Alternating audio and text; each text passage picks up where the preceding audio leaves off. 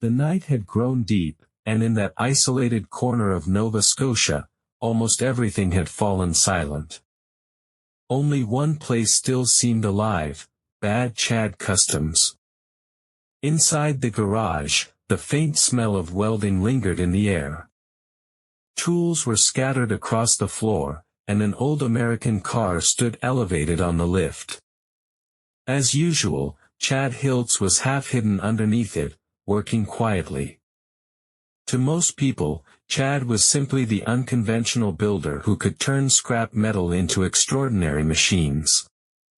But Chad had always looked at cars differently. He didn't just see engines, body panels, and mechanical parts.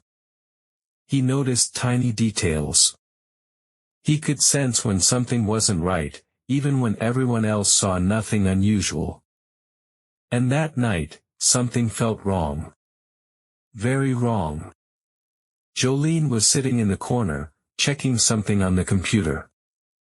The coffee beside her had gone cold a long time ago, but she remained focused on the screen. She wasn't simply Chad's partner. Over the years, she had become another set of eyes for him. Where Chad understood machines through instinct and experience, Jolene was often the person who noticed patterns, details, and inconsistencies. For several minutes, neither of them said much.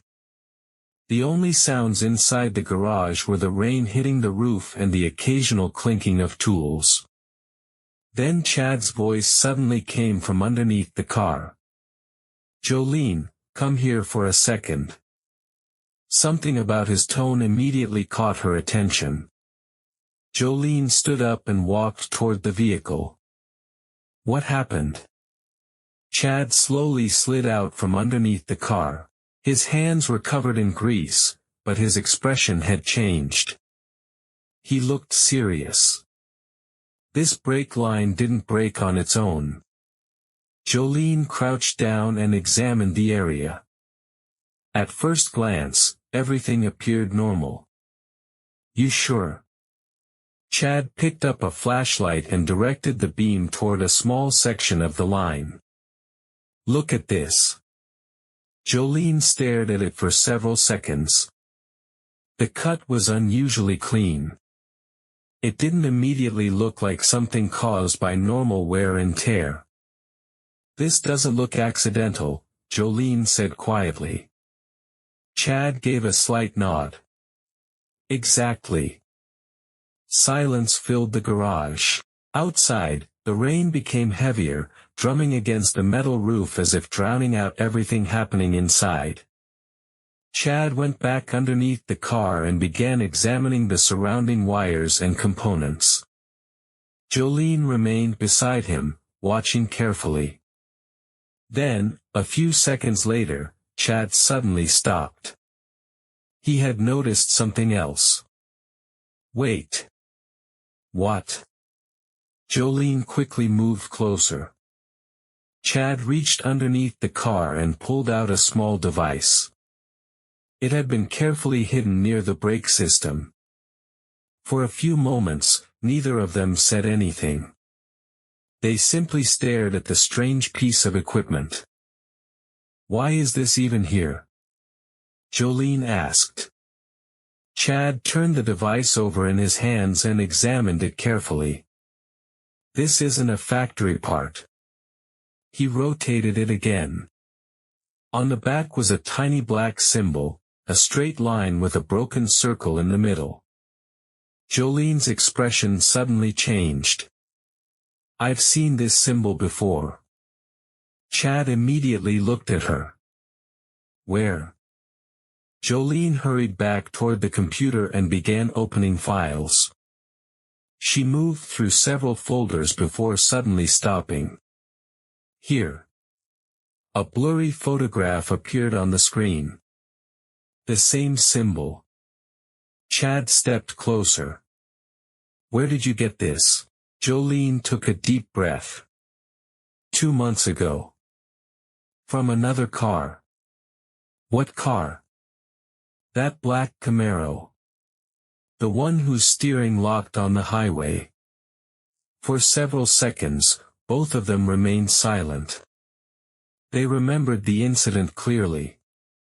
The driver had barely survived, and at the time, everyone had assumed it was simply a mechanical failure.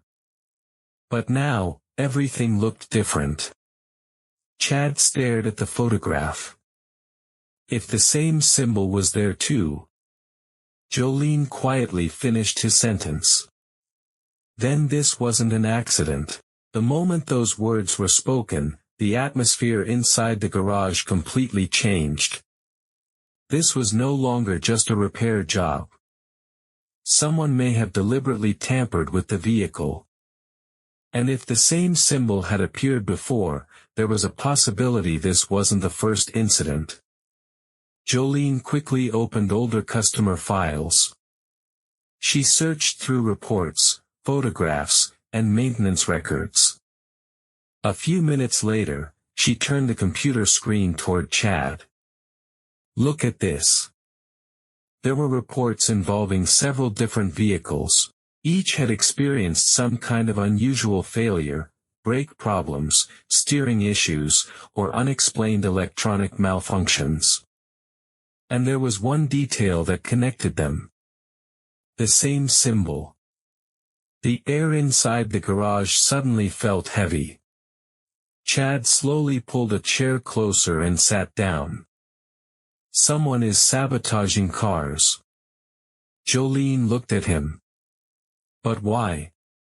Chad remained quiet for a moment. Then he finally answered. A warning. What do you mean? This doesn't feel random. Someone's sending a message. Jolene glanced toward the garage doors. Heavy rain continued falling outside, making it almost impossible to see through the darkness. But she couldn't shake the feeling that someone was watching them. Then, at that exact moment, headlights appeared outside the garage. Both of them immediately went silent. A black SUV pulled up and stopped near the entrance. The engine shut off. For several seconds, nothing happened. Then the driver's door slowly opened. A man stepped out. He wore a black coat and had a calm expression. There was something unsettling about the way he carried himself. He didn't look confused about where he was. He walked toward the garage as though he already knew exactly what he would find.